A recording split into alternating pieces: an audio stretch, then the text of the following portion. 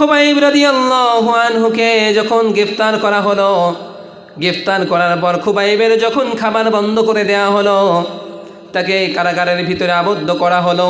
খুবাইবের খাবার বন্ধ করে দেওয়া হলো। খাবার বন্ধ করে দিয়েও খুবাইবের মৃত্যু হয় না।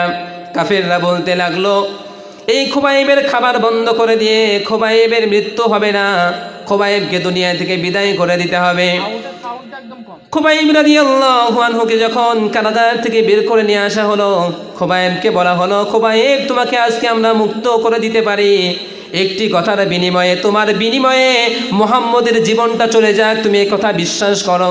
খুবাইব মুখের ভিতর থেকে এক টোপলা কফ নিক্ষেপ করে বলল, খুবাইবের জীবন থাকা পর্যন্ত মুহাম্মদ সাল্লাল্লাহু আলাইহি ওয়াসাল্লামের পশমে একটা টোকা লাগবে, এটা সহ্য করতে পারি না।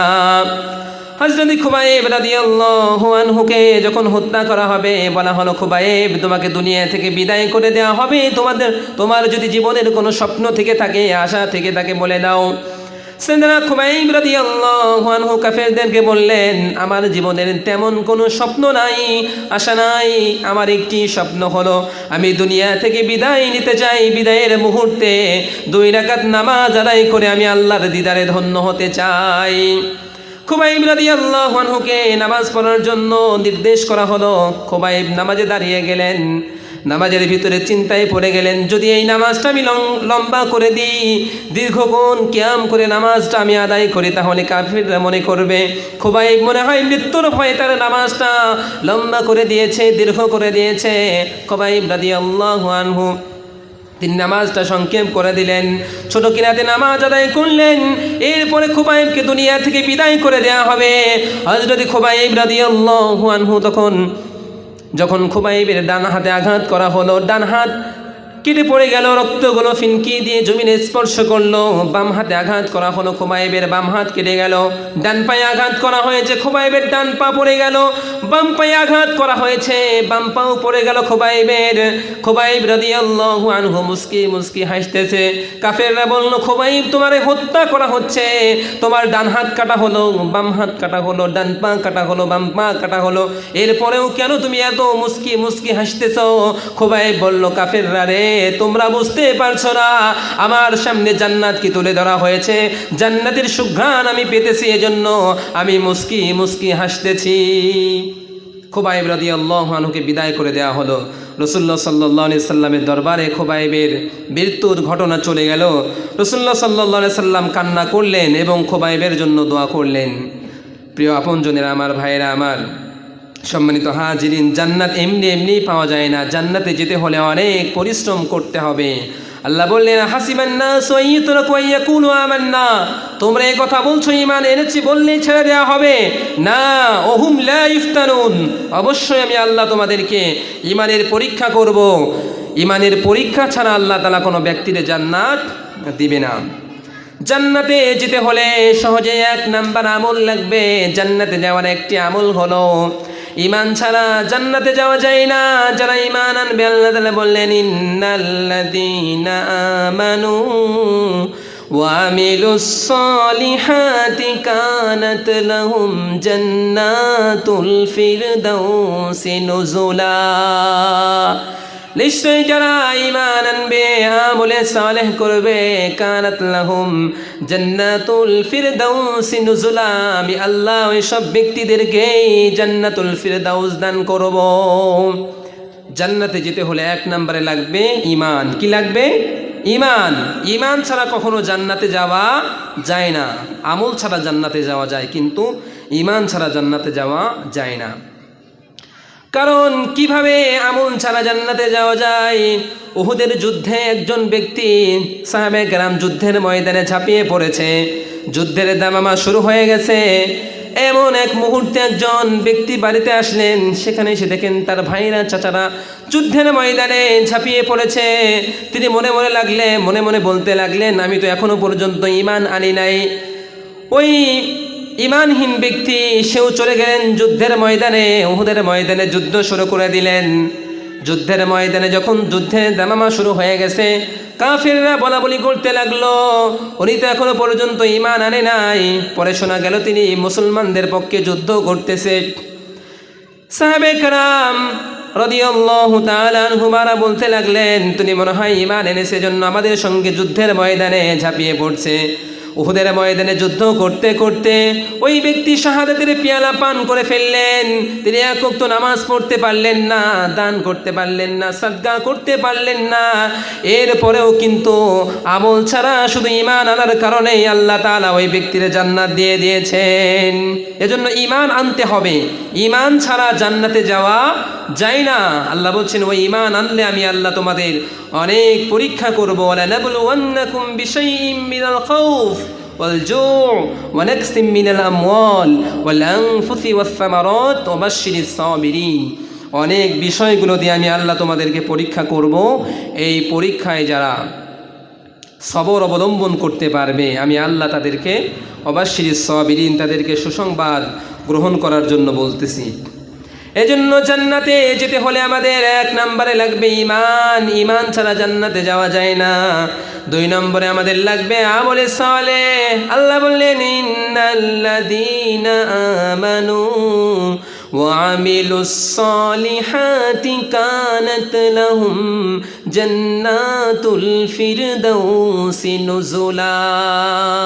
আমলে সালেহ ছাড়া, আমলে সালেহ করতে হবে। জান্নাতে যাওয়ার দুই নম্বর আমল হলো আমলে সালেহ করতে হবে। ঈমান আনার পর একজন ব্যক্তির করণীয় হচ্ছে নেক কাজ করা, নেক আমল করা। নেক আমলের সর্বোত্তম আমল হলো সালাত আদায় করা। সালাত ছাড়া জান্নাতে যাওয়া যায় না। রাসূলুল্লাহ সাল্লাল্লাহু আলাইহি ওয়াসাল্লাম বলেছেন, আউয়ালু মা ইউহাসাবু বিহিল আবদু ইয়াউমাল কিয়ামাতি আস-সালাহ। কিয়ামতের দিন সর্বপ্রথম বান্দার নামাজের হিসাব নেওয়া হবে। যেই বান্দা নামাজের হিসাব যথাযথভাবে দিতে পারবে, ওই ব্যক্তির অন্য কোনো হিসাব লাগবে না। ওই ব্যক্তির আল্লাহ তাআলা বিনা হিসাবে জান্নাত দান করবেন। এজন্য জান্নাতে যেতে হলে আমাদের দুই নম্বরে আমল করতে হবে, সালাত আদায় করতে হবে। আমলে সালেহ ভিতরে এক নম্বর হচ্ছে সালাত আদায় করা। নামাজের অসংখ্য ফজিলত রয়েছে। নামাজের দুনিয়ার পুরস্কার হলো যে ব্যক্তি যথাযথভাবে 5 ওয়াক্ত নামাজ আদায় করবে, তার এক নাম্বার পুরস্কার হলো দুনিয়ার যত রিজিকের টেনশন আছে আল্লাহ ওই বান্দার রিজিকের টেনশনকে দূর করায়া দিবেন। বান্দার রিজিকের টেনশন দূর করায়া দিবেন। মৃত্যুর সময় ওই বান্দা কালিমা পড়তে পড়তে দুনিয়া থেকে বিদায় নেবেন।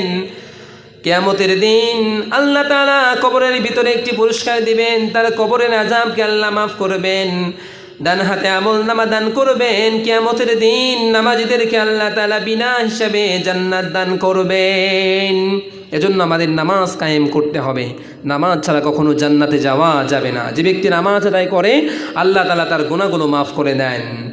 রাসূল বলেছেন, কোনো বান্দা যদি সকালে নামাজ আদায় করে, ফজরের জামাতে শামিল হয়েছে, বান্দা ফজর থেকে যখন জোহর পড়বে, ফজর থেকে জোহরের মধ্যখানে বান্দার যত গুনাহ হবে সব গুনাহগুলো আল্লাহ মাফ করে দিবেন।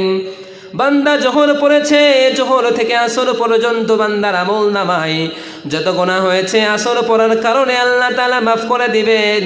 আসর থেকে মাগরিব পর্যন্ত বান্দার যত গুনাহ হবে, বান্দা যদি মাগরিব পড়তে পারে বান্দার গুনাহ আল্লাহ মাফ করবেন।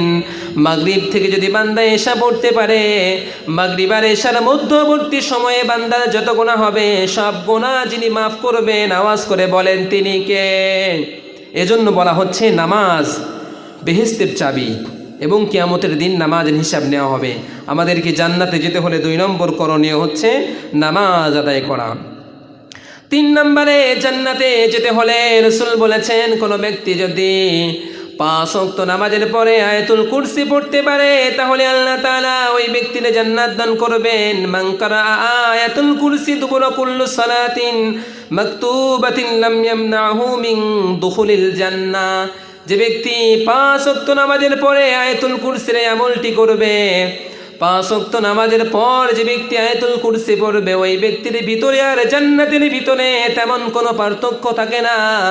ব্যক্তি মরে না বিধায় জান্নাতে যায় না, মৃত্যুর পরেই আল্লাহ তাআলা ওই ব্যক্তির জান্নাত দান করবেন। এজন্য আয়াতুল কুরসির আমল যে ব্যক্তি করবে মৃত্যুর পরে সে ব্যক্তি জান্নাতে চলে যাবে। এজন্য আমাদের 5 ওয়াক্ত নামাজের পরে আয়াতুল কুরসির ছোট্ট এই আমলটি যদি আমরা করতে পারি, মৃত্যুর সময় মৃত্যুর পরে আল্লাহ তাআলা আমাদেরকে জান্নাত দান করবেন। আল্লাহ পাক আমাদের আয়াতুল কুরসির আমল করার তৌফিক দান করেন। যে ব্যক্তির বাড়িতে আয়াতুল কুরসি তেলাওয়াত করা হয়, পাঠ করা হয়, সেই ব্যক্তির পরিবার থেকে আল্লাহ তাআলা অশান্তি দূর করায়া দেন।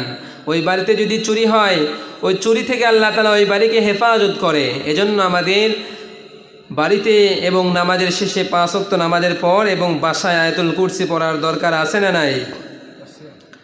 রাসূলুল্লাহ সাল্লাল্লাহু আলাইহি ওয়াসাল্লাম বলেছেন, জান্নাতে যাওয়ার 4 নম্বর আমল হলো কোনো বান্দা যদি সালামের প্রচলন করতে পারে। আফসুস সালাম, এই সালামের যারা প্রচলন করতে পারবে, রাসূল বলেছেন যারা অধিক হারে মানুষদেরকে সালাম দেয়, এই ব্যক্তিদেরকে আল্লাহ তাআলা মৃত্যুর পরে জান্নাত দান করবেন। সালামের অনেক ফজিলত রয়েছে। রাসূল বলেছেন যেই পরিবারে সালাম দেওয়া হয়, বাড়িতে ঢুকে সালাম দেওয়া হয়, ওই পরিবার থেকে আল্লাহ তাআলা অশান্তি দূর করায় দেন। পরিবারের উপরে খাস রহমত বরকত আল্লাহ তাআলা নাজিল করেন। রাসূল বললেন, আমি তোমাদের এমন একটি আমল শিখাই দেব না, যে আমলটা যদি তোমরা করতে পারো তাহলে আমি আল্লাহ তোমাদের ভিতরে পরস্পর মহব্বত ভালোবাসা পয়দা করে দেব। সাহাবায়ে কেরাম বললেন, কি ইয়া রাসূলুল্লাহ, অবশ্যই আপনি বলুন যে আমল করলে আল্লাহ তাআলা ভালোবাসা পয়দা করবেন। রাসূল বললেন, আফসুস সালাম, তোমরা মানুষের ভিতরে অধিক হারে সালামের প্রচলন করো। সালামের প্রচলন যদি তোমরা করতে পারো তাহলে আমি আল্লাহ তোমাদেরকে মহব্বত পয়দা করে দেব। এজন্য সালামের প্রচলন যদি আমরা করতে পারি, আমার এবং আপনার ভিতরে মহব্বত পয়দা হবে। সালামে মোহাব্বত, মোহাব্বতে ঈমান, আর ঈমানই হলো জান্নাত। রাসূলুল্লাহ সাল্লাল্লাহু আলাইহি ওয়াসাল্লামের জামানায় একটি ঘটনা ছিল। একজন মহিলা সাহাবী বাজারে গিয়েছেন তার মনিবের বাজার করবার জন্য। মহিলা সাহাবী বাজারে গিয়েছেন কয়েক দিরহাম নিয়ে। দাসী মহিলা বাজারে গিয়ে তার মনিবের যেই দেয়া টাকা ছিল সেই টাকাগুলো হারিয়ে ফেলেছে। এখন ওই মহিলা বাজারের ভিতরে চিল্লায়া চিল্লায়া কান্নাকাটি করতেছেন। রাসূল গেলেন বাজারে, বাজারে গিয়ে দেখলেন মহিলা চিল্লায়া চিল্লায়া কান্নাকাটি করেন। রাসূল বললেন, ও মহিলা, তুমি কান্না করো কেন? মহিলা বললেন, ইয়া রাসূলুল্লাহ, ইয়া হাবিবাল্লাহ, আমি হলাম একজন ব্যক্তির দাসী, গোলাম বান্দি। মরিব আমাকে বাজারে পাঠাইছিল, কিন্তু বাজারে এসে মরিবের দেওয়া দিরহামগুলো হারিয়ে ফেলেছি। এখন কি নিয়ে মরিবের বাড়িতে যাব? মরিব তো আমাকে আঘাত করবে, বাড়ি থেকে বের করে দিবে। এই মুহূর্তে রাসূলুল্লাহ সাল্লাল্লাহু আলাইহি ওয়াসাল্লামের কাছে কয়েক দিরহাম দিলেন। রাসূল বললেন, এই দিরহাম নাও এবং বাড়িতে চলে যাও। মহিলা যখন বললেন, মহিলাকে যখন দিরহাম দেওয়া হলো, মহিলা বললেন, ইয়া রাসূলুল্লাহ, আরো দিরহাম লাগবে। রাসূল দিরহাম দিলেন, কিন্তু মহিলা আরো কান্নাকাটি শুরু করে দিলেন। এই মহিলা যখন আরো কান্নাকাটি শুরু করলেন, রাসূল বললেন, তুমি আরো এখন কান্নাকাটি করো কেন? তোমার মালিকের দিরহাম তো আমি দিয়ে দিয়েছি। মহিলা বললেন, রাসূল, আমি যে সময়টা নষ্ট করেছি, সময়ের হিসাব আমার মালিককে দিতে হবে, সময়ের হিসাব মালিককে দিতে হবে। রাসূল বললেন, চলো আমি তোমার মালিকের কাছে যাব। রাসূল চলে গেলেন মালিকের দরবারে। রাসূল মালিকের দরবারে গিয়ে সালাম দিলেন, আসসালামু আলাইকুম ওয়া রাহমাতুল্লাহ। মালিকের বাড়িতে গিয়ে যখন সালাম দিলেন, রাসূলের সালামের জবাব দেওয়া হলো না। এরপরে রাসূল আবার সালাম দিলেন, দ্বিতীয়বার সালামের জবাব দেওয়া হলো না। তৃতীয়বার রাসূল সালাম দিলেন, তৃতীয়বার সালামের জবাব দেওয়া হলো না। চতুর্থবার ওই ব্যক্তিকে যখন রাসূল সালাম দিলেন, রাসূল সালামের জবাব দিয়ে দিলেন। রাসূলুল্লাহ সাল্লাল্লাহু আলাইহি সাল্লামকে সালামের জবাব দিয়ে দিলেন। রাসূল বললেন, ও আল্লাহর গোলাম, তোমাকে 3 বার আমি সালাম দিয়েছি, তুমি জবাব দাওনি কেন? ওই গোলামটি বললেন, ইয়া রাসূলুল্লাহ, ইয়া হাবিবাল্লাহ, আপনি যখন আমারে সালাম দিচ্ছিলেন তখন বারবার আমার উপরে প্রশান্তি নাজিল হচ্ছিল। আর আপনি হলেন পৃথিবীর মহামানব। আপনি যখন কোনো ব্যক্তির জন্য সালাম দেন, ওই ব্যক্তিরে আল্লাহ তাআলা জান্নাতি বানায়া দেন। এজন্য আমি বারবার সালাম দেওয়ার পরেও আমি জবাব দিচ্ছিলাম না।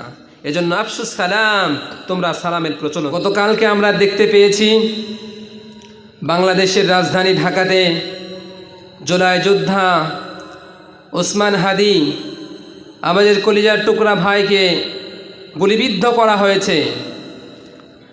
ওসমান হাদিকে গুলিবিদ্ধ করা মানে গোটা বাংলাদেশের আপামর জনতাকে গুলিবিদ্ধ করা। ওসমান হাদি এমন একজন ব্যক্তি, তিনি যেমন ছিল ওমরের মতো গরম, তেমন আবু বক্করের মতো শান্ত। এই উসমান হাদি তিনি এমন একজন ব্যক্তি, তিনি বাতিলের সামনে কথা বলতে কখনো ভয় পায় না, সত্য কথা বলতে তিনি কখনো ভয় পায় না, তিনি সত্যের কাছে আপোষহীন।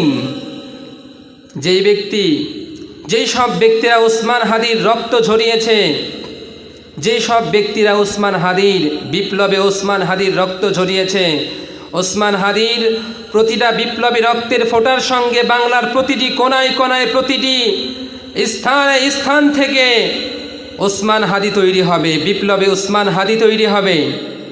ভাইরা আমার, এজন্য সন্তানগুলোকে বিপ্লবী বানাতে হবে। আমার প্রিয় ভাই এমন একজন ব্যক্তি ছিলেন যিনি বলেছিলেন গত কয়েকদিন পূর্বে যে জীবন এবং মরণের মালিক, হায়াত মৌতের মালিক হলো আল্লাহ। মৃত্যুর ফায়সাল্লা দুনিয়াতে হয় না, মৃত্যুর ফায়সাল্লা হয় আসমানে। আল্লাহ বললেন, ওমা কানা লিনাফসিন আন তামুতা ইল্লা বিইذনিল্লাহি কিতাবাম মুআজ্জালা। কারণ দুনিয়াতে মৃত্যুর ফায়সাল্লা হয় না, মৃত্যুর ফায়সাল্লা হয় আসমানে। সুতরাং আমি মৃত্যুকে ভয় পাই না, শাহাদাতের তামান্না নিয়ে ময়দানে ঝাঁপিয়েছি। এই বাংলাদেশকে দুর্নীতি মুক্ত, চাঁদাবাজ মুক্ত, অন্যায় মুক্ত, ধর্ষণ মুক্ত, বৈষম্যহীন বাংলাদেশ আমি কায়েম করতে চাই। এজন্য উসমান হাদির উপরে আক্রমণ করা হয়েছে। তিনি উলামায়ে কেরামদের পক্ষে ছিলেন, উলামায়ে কেরামের সঙ্গে তিনি কথা বলতেন, উলামায়ে কেরামের তিনি মধ্যমণি ছিলেন। আল্লাহ পাকের কাছে দোয়া করি, আল্লাহ পাক যেন আমার প্রিয় ভাইকে সুস্থ করে দেন এবং আবার আমাদের মাঝে ন্যায় এবং ইনসাফের কথা বলার তৌফিক দান করেন। আল্লাহ পাক যেন তাকে পরিপূর্ণভাবে সুস্থ করে আবার আপমর জনতার জন্য কথা বলার তৌফিক দান করেন। আল্লাহুম্মা আমিন। সম্মানিত আপনজনেরা আমার, আমরা দেখতে পাই আমার দেশে 90% মুসলমান দেশ। এই দেশে রসুলকে নিয়ে কটূক্তি করা হয়, রসুলের বিরুদ্ধে কথা বলা হয়, কোরআনের বিরুদ্ধে কথা বলা হয়। কোরআনের বিরুদ্ধে কথা বললে আমরা কখনো আপোষ করি না, আপোষ করব না। কারণ আমারে গালি দিলে সমস্যা নাই, আমার পিতারে গালি দিলে সমস্যা নাই, আমার দাদারে গালি দিলে সমস্যা নাই, আমার নেতারে গালি দিলে সমস্যা নাই। কিন্তু যে ব্যক্তি আমার কোরআনকে, আমার রাসূলকে, আমার আল্লাহকে গালি দিবে, এই ব্যক্তির সঙ্গে কোনো আপোষ চলবে না। কারণ সাহাবায়ে কেরাম আপোষ করেন নাই যখন আল্লাহর বিরুদ্ধে কথা বলা হয়েছে। আবু বকর রাদিয়াল্লাহু আনহু যিনি নরম সাহাবী ছিলেন, এই আবু বকর রাদিয়াল্লাহু আনহু তিনি একদিন এক ইহুদিদের উপাসনালয়ে তিনি ইসলামের দাওয়াত দিতে গেলেন। ইহুদি পণ্ডিতকে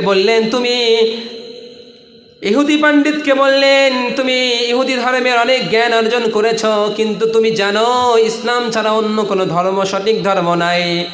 ইহুদি পণ্ডিতকে যখন ইসলামের কথা বলা হলো, সেই ইহুদি পণ্ডিত বললেন, তুমি কোন রবের ইবাদত করতে বলো? ইহুদিকে বলা হলো, তুমি পড়ে নাও লা ইলাহা ইল্লাল্লাহ। ইহুদি বলল, কোন রবের ইবাদত করব?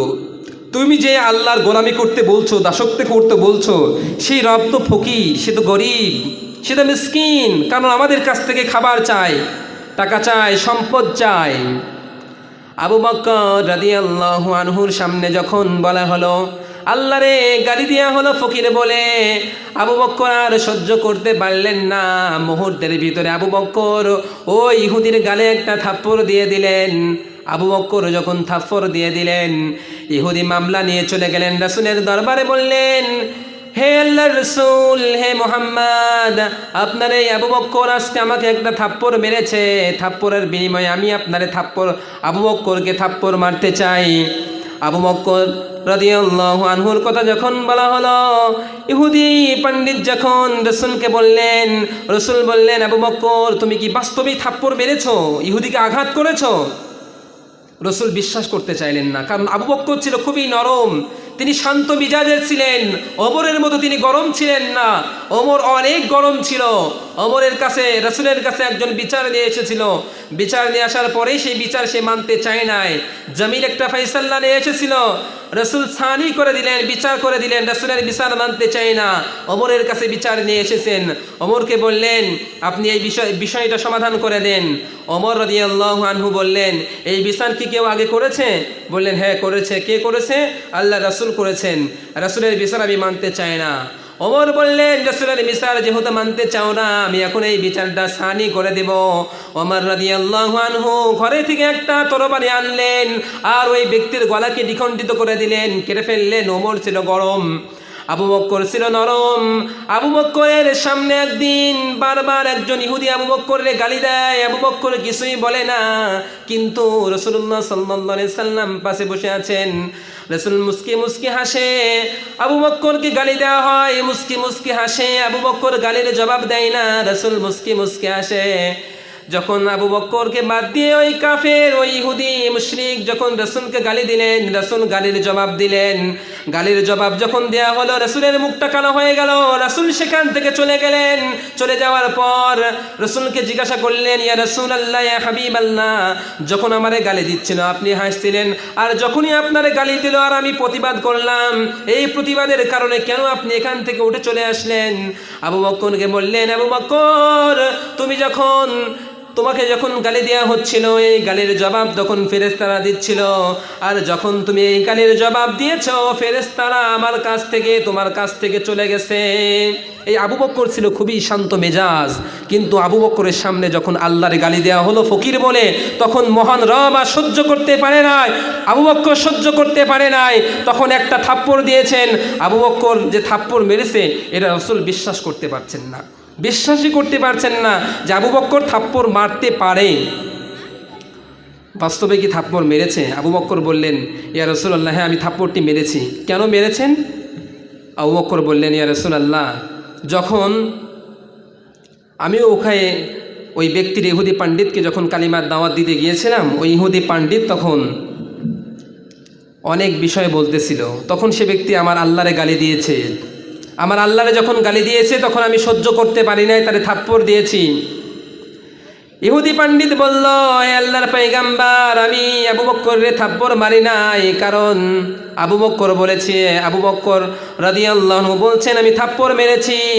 আর ইহুদিকে যখন বলা হলো, ইহুদি রে তুমি কি গালি দিয়েছো? ইহুদি বলছে আমি গালি দেই নাই, বলছে আমি গালি দেই নাই। আবু বকর যে থাপ্পড় মেরেছে তার পক্ষে সাক্ষী আছে, কিন্তু ইহুদি যে গালি দিয়েছে এর পক্ষে আবু বকরের কোনো সাক্ষী নাই। ইহুদি বলছে আমি তাকে গালি দেই নাই। আবু বকর রাদিয়াল্লাহু আনহুর কোনো সাক্ষী ছিলেন না। এখন আবু বকরকে চর মারা হবে, থাপ্পড় মারা হবে। ইহুদি বলল আমি গালি দেই নাই। এখন যখন আবু বকরের থাপ্পড় মারা হবে, চারিদিক থেকে সাহাবায়ে কেরামের কান্নার রোল পড়ে গেলেন। সাহাবায়ে কেরাম বললেন, ইয়া রাসূলুল্লাহ, ইয়া হাবিবাল্লাহ, আল্লাহ, হে আল্লাহর রাসূল, আপনার জলিল কদর পয়গম্বরের জলিল কদর পয়গম্বর রাসূল বলছেন আবু বকরকে থাপ্পড় মারা হবে। থাপ্পড়ের বদলে থাপ্পড় যখন মারা হবে, এই আবু বকর সিদ্দিক রাদিয়াল্লাহু আনহুর কোনো সাক্ষী না থাকার কারণে আবু বকর রাদিয়াল্লাহু আনহুকে যখন থাপ্পড় মারা হবে, আবু বকর আর সহ্য করতে পারলেন না। স্বয়ং মহান আল্লাহ তাআলা সাক্ষী হয়ে গেলেন। আসমান থেকে আল্লাহ তাআলা কোরআনের আয়াত অবতীর্ণ করলেন এবং আবু বকরের পক্ষে তিনি সাক্ষী দিয়ে দিলেন যে ওই ইহুদি পণ্ডিত আবু বকরের রবকে, মহান রবকে মিসকিন বলে, ফকির বলে গালি দিয়েছে। আল্লাহ তাআলা আয়াত অবতীর্ণ করলেন, যারা আমার রবকে গালি দেন, আজকে বাউল ফকিররা আমার রব সম্পর্কে গালি দেয়, রবকে আউল ফাউল বলে গালি দেয়। আমরা আবু বকরের চাইতে নরম নয়, আমরা আবু বকরের চাইতে বেশি শান্ত নয়। আমার বিরুদ্ধে কথা বললে কোনো সমস্যা নাই, পিতার বিরুদ্ধে কথা বললে সমস্যা নাই, নেতার বিরুদ্ধে কথা বললে সমস্যা নাই, কিন্তু মহান রবকে নিয়ে, রসুলকে নিয়ে কথা বললে আমরা তার দাঁত ভাঙা প্রতিবাদ করার জন্য আমরা চেষ্টা করব। এজন্য মহান রবের কাছে কোনো আপোষ নাই। আপনি আমারে গালি দেন কোনো সমস্যা নাই, আমার পিতারে গালি দেন কোনো সমস্যা নাই, কিন্তু রবকে গালি দিলে আমরা এর প্রতিবাদ করব, দাঁত ভাঙা জবাব দেওয়ার জন্য আমরা চেষ্টা করব ইনশাআল্লাহ। কারণ আমার রবের সম্মান মর্যাদা আল্লাহ তাআলার কাছে, আমার কাছে অনেক অনেক গুণ বেশি। তাই আসুন মহান রবের সম্মানকে আঁকড়ে ধরতে হবে, রাসূলুল্লাহ সাল্লাল্লাহু আলাইহি ওয়াসাল্লামের সুন্নতকে আমাদের আঁকড়ে ধরার জন্য চেষ্টা করতে হবে। রাসূলের সুন্নত যদি আমরা মানতে পারি, দুনিয়াতেও শান্তি পাবো, আখিরাতেও শান্তি পাবো। সম্মানিত আপনজনেরা আমার, যে কথা বলতেছিলাম, রাসূল করিম সাল্লাল্লাহু আলাইহি ওয়াসাল্লাম বলেছেন তোমরা সালাম দাও। জান্নাতে যেতে হলে চারটা কাজ করো, আফশুস সালাম ওয়া আতিমুত তুআম, অসহায় মানুষদেরকে খাদ্য খাওয়াও, ওয়াসিলুল আরহাম, আর আত্মীয়তার সম্পর্ক বজায় রাখো। রাসূল বলেছেন কোনো ব্যক্তি যদি আত্মীয়তার সম্পর্ক বজায় রাখতে পারে, তার হায়াতকে এবং রিজিককে আল্লাহ তাআলা বাড়িয়ে দেন। এজন্য জান্নাতে যেতে হলে আমাদের কাজ করতে হবে, আত্মীয়তার সম্পর্ক বজায় রাখতে হবে। ওয়াসাল্লু বিল্লাইলি ওয়ান নাস নিয়াম, মানুষ যখন রাতের বেলায় ঘুমিয়ে যায় তখন তোমরা তাহাজ্জুদের নামাজে দাঁড়িয়ে যাও। আল্লাহ রাসূল বললেন তাদখুলুল জান্নাতা বিসালাম, এবং নিরাপদে আমার জান্নাতে প্রবেশ করে যাও। জান্নাতে যেতে হলে প্রচুর পরিমাণে সালামের প্রচলন করতে হবে, মানুষদেরকে খাদ্য খাওয়াতে হবে এবং আত্মীয়তার সম্পর্ক বজায় রাখতে হবে। মানুষ যখন রাতের বেলায় ঘুমিয়ে যায় তখন তুমি তাহাজ্জুদের নামাজে দাঁড়িয়ে যাও, তাহলে মহান আল্লাহ তাআলা তোমাকে জান্নাত দান করবেন। তাহাজ্জুদের নামাজের অনেক ফজিলত আছে। আল্লাহ তাআলা বললেন ওয়া মিনাল লাইলি ফাতাহাজ্জাদ বিহি নাফিলাতাল লাকা আসা আন ইয়াবআসাকা রাব্বুকা মাকামান মাহমুদা। হে রাসূল, ওয়া মিনাল লাইলি ফাতাহাজ্জাদ বিহি নাফিলাতাল লাক, রাতের কিছু অংশে আপনি তাহাজ্জুদ পড়ুন, এটা আপনার জন্য অতিরিক্ত নফল। নাফিলাতাল লাকা আসা আন ইয়াবআসাকা রাব্বুকা মাকামান মাহমুদা, আমি আল্লাহ তোমাকে প্রশংসিত স্থানে, সম্মানিত স্থানে উঠায়া দেব। এজন্য যারা তাহাজ্জুদ পড়ে তাদের সম্মানকে আল্লাহ তাআলা বাড়িয়ে দেন। নিয়মিত যারা তাহাজ্জুদের নামাজ আদায় করবে তাদেরকে আল্লাহ তাআলা তাদের গুনাহগুলো মাফ করবেন, তাদের সম্মানকে বাড়িয়ে দিবেন এবং ওই বান্দা আল্লাহর নৈকট্যভাজন বান্দায় পরিগণিত হয়ে যাবে। যখন কোনো ব্যক্তি নিয়মিত তাহাজ্জুদের নামাজে দাঁড়িয়ে যায় তখন বান্দা ওই আল্লাহর খুব নিকটবর্তী হয়ে যায়। এত নিকটবর্তী হয়ে যায় বান্দা যখন মহান রবের কাছে চায়, মহান রব সেই বান্দারে সেটা দিয়ে দেয়। রাসূলুল্লাহ সাল্লাল্লাহু আলাইহি ওয়াসাল্লাম বলেছেন রাতের শেষ তৃতীয় অংশে আল্লাহ তাআলা প্রথম আসমানে নেমে আসে আর গোটা পৃথিবীবাসীকে বলতে থাকে আলামিন মুস্তাগফিরিন, কোন ব্যক্তির ক্ষমা লাগবে আমার কাছে ক্ষমা চাও। আলামিন মুস্তারজিকিন, আমার কাছে কোন ব্যক্তির রিজিক লাগবে রিজিক চাও। আমি আল্লাহ তোমাদেরকে রিজিক দেব, ক্ষমা চাইলে ক্ষমা করে দেব, টাকা চাইলে টাকা দেব, নারী চাইলে নারী দেব, গাড়ি চাইলে গাড়ি দেব। এজন্য গভীর রজনীতে বান্দা যদি তাহাজ্জুদের নামাজে দাঁড়িয়ে যেতে পারে, বান্দা আল্লাহর নিকটবর্তী হয়ে যায়। বান্দা যখন আল্লাহ তাআলার কাছে যা কিছু চায় বান্দারে আল্লাহ তাআলা সব কিছুই দিয়ে দেয়। এজন্য তাহাজ্জুদের নামাজ আদায় করতে হবে। আমরা ডিসিএসপির নিকটবর্তী হতে চাই, এসআইয়ের নিকটবর্তী হতে চায়, নেতার নিকটবর্তী হতে চায়, এমপির নিকটবর্তী হতে চায়, কিন্তু আমরা আল্লাহর নিকটবর্তী হতে চাই না। যদি আমরা আল্লাহর নৈকট্যবর্তী হতে চাই আমাদেরকে তাহাজ্জুদের নামাজে দাঁড়িয়ে যেতে হবে। আল্লাহ রাসূল সাল্লাল্লাহু আলাইহি ওয়াসাল্লাম বলছেন বান্দা যখন তাহাজ্জুদের নামাজ আদায় করবে বান্দা আল্লাহর খুবই নিকটবর্তী হয়ে যাবে। বান্দা আল্লাহ তাআলার কাছে যা চাইবে আল্লাহ তাআলা ওই বান্দাকে তাই প্রদান করবেন। এজন্য জান্নাতি ব্যক্তিদের একটি বৈশিষ্ট্য হলো ওয়াসাল্লু বিল্লাইলি ওয়ান নাস নিয়াম, যখন মানুষ ঘুমিয়ে যায় জান্নাতি ব্যক্তিরা তাহাজ্জুদের নামাজে দাঁড়িয়ে মহান রবকে ডাকতে থাকে। এজন্য আমাদেরকে তাহাজ্জুদের নামাজ নিয়মিতভাবে আদায় করতে হবে। নিয়মিতভাবে যদি আমরা তাহাজ্জুদের নামাজ আদায় করতে পারি তাহলে আল্লাহ তাআলার কাছে যা কিছু চাইবো আল্লাহ তাআলা আমাদেরকে তাই দান করবেন। আল্লাহ পাক যেন আমাদের এই তাহাজ্জুদের এই গুণটি অর্জন করার তৌফিক দান করেন। আমরা সকলে পড়ছি আল্লাহুম্মা আমিন।